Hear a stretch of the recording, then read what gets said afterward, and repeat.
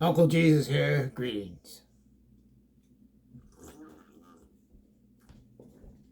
I have some concerns for you out there. I'm so frustrated. How long must I be with thee? Yes, I know a lot of you want me gone, but I'm going to be here for a little while. Holy, eternal, omnipresent greetings, my friends. Even when I'm gone, even the stones, the rocks will cry out my name, exposing the joy and the deceit of the heathens and the unsubscribers and the misquoters and the ear-tickling idiots. You fools, how long?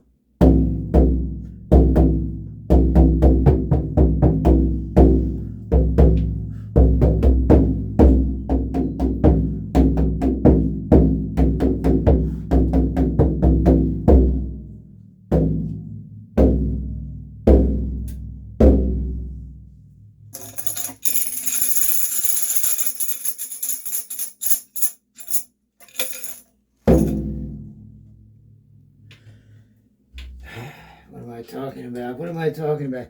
You're too busy listening to PayPal hustlers and ear ticklers. I have the perfect example right here. You folks, let me just show you right here. Where's the knob at? Where's the eternal knob? Here it is. It's upside down. Yes, this is Jen Fishburne Questions Christianity. Now, this is a long statement I made a long time ago. I got a comment, and somebody wrote back, "No kidding, I'm a layman, and she is a scholar. The title means nothing. The Hebrews didn't always exist. Surely she knows that covenants existed prior to Abraham, such as Adam and Noah, and then the covenant isn't just for Israel or Judah." Blah, blah, blah, blah, blah. And this is the one I wanted to show you. The answer is very simple, says Land Wild something. The answer is very simple. Isaiah 56:7. My house shall be called a house of prayer for all peoples. The old Mosaic covenant was given to the 12 tribes at Sinai and lasted until 586 BC, when the Babylonians destroyed the first temple. Like you all know about the first temple. Like you're there to see all the furniture and shenanigans that went on. Of course you weren't. Continue here. The old covenant was restored by Ezra when they came back from Babylon and lasted until 70 AD, when the Romans destroyed the second temple. The new Messianic covenant was also given to the 12 tribes about 30 years earlier, before the old covenant ran out in 70 AD. Thus, the new and old covenants in the house of Israel and Judah, he commissioned and gave the keys. You see these wavy, ear-tickling terms, cliches, Christian cliches. I don't care who they are. They're cliches. He commissioned and gave the keys of the kingdom to Peter to use them to admit the Gentiles. Admit, come on in, here's the Christian line here, idiots. To admit them, the Gentiles later. God's got a special plan. You stand here on this day, I'm going to have them guys, bunch of brainwashed, indoctrinated idiots. Peter used them to admit the Gentiles later, beginning with the conversion of Cornelius. About Cornholio. Cornholio. Yeah. Yes. Thus the house of God. Thus the house of God is made up of peoples from all the families of the world. This person sounds like a universalist. That's fine, but here's my point. Everybody's right. So, thus the house of God is made up of people. No, don't do that. Don't do it. Must have lost the comment. Thus the house of God is made up of peoples from all the families around the world. Yet they're fighting each other until the days now. Well, I got to trim this thing. I think the cat's been playing with it. Yes. Thus the house of peoples are the families of the world, just as Isaiah said. The isles waiting for teaching. Another cliche that you can pull either other way. That's what the whole Bible is about. You can make cliches. It's a book of multiple choice. It's a Scrabble game board. It's a seek and find. Circle the words and kiss their behind. They kick your behind. That's why you're behind.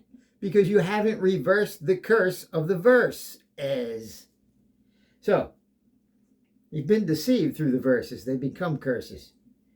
You use them like cliches and blown about by every wind of doctrine and every man's way. Okay? So, we are the house of Israel. Yes, because... So when you ask, which house are we? Because all the families are in there. We are the house of Israel, the house of Judah. You don't know anything about Judah. You didn't even live in their time. The house of Judah, the cliches. And all the other houses of the world that join themselves to the Lord. Who's your Lord? Who's your Lord? All these people on YouTube telling you what God said to you? When it's supposed to be, according to the Bible itself, in a particular pick and choose text, the tablets, the Lord wrote the tablets of his law on your heart, so there's no excuse. In the meantime, you indoctrinate each other with the words in the very book that said that.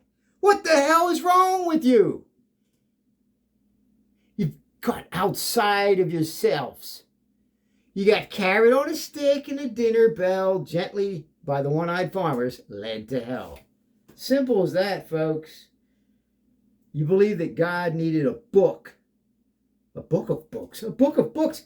A book of books that had to decide which were cast out and which were thrown away. And at the Council of Nicaea, it had 316 supposedly bishops from all over the world. Better than Archbishop Richard Foskin. Come together and decide what the Trinity was. What is it? Real? Yes, God in three persons. They had to have guys decide that. What the hell is wrong with you people? Wake the hell up. So, we are the house of Israel. If it makes you happy to say that, it doesn't make a difference to what the holy, omnipresent greetings, principles of the universe are. It doesn't care what you call yourself, what doctrine. You live according to the principles of the cosmos, whether you like it or not. Simple as that. So when you say, the answer is very simple, Isaiah 56:7, I say you're an idiot, indoctrinated in a pickle jar, and you are thoroughly pickled. You may never come back if you've gone that far. So, there is part of the candy-coated blood guild cult. You can see the bloodlines.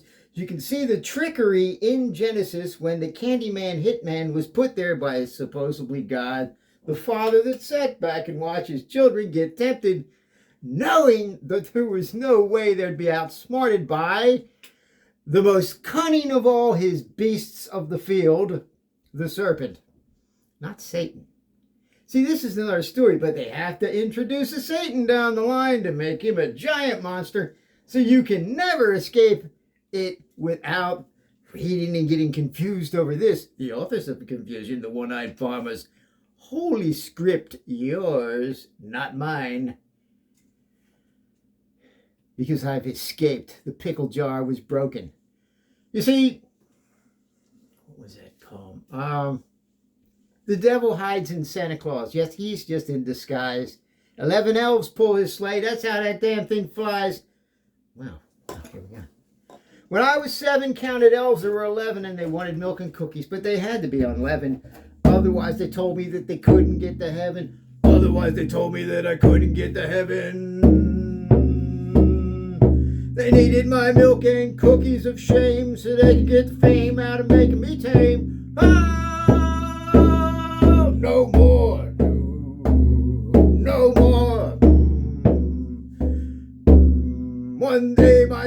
old glasses broken, I lost my lucky socks.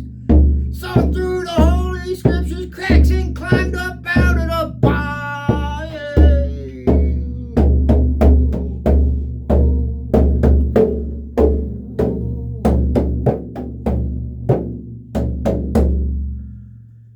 May the pickle jars of indoctrination be broken.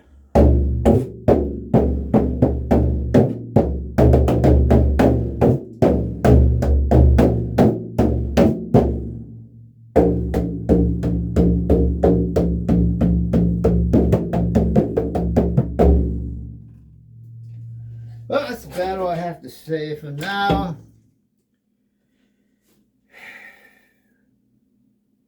Escape from the candy-coated blood guilt cult of Christianity and all the other religions that only care to take your soul.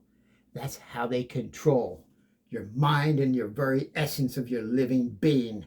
And that is the Satan, the Satan. Not me, not people trying to set you free. Because I've been there 40 plus years as an Eighth Day Independent Fundamental Baptist. I was about as fun as a prickly cactus, but now I can relax this with my conscience. Amen.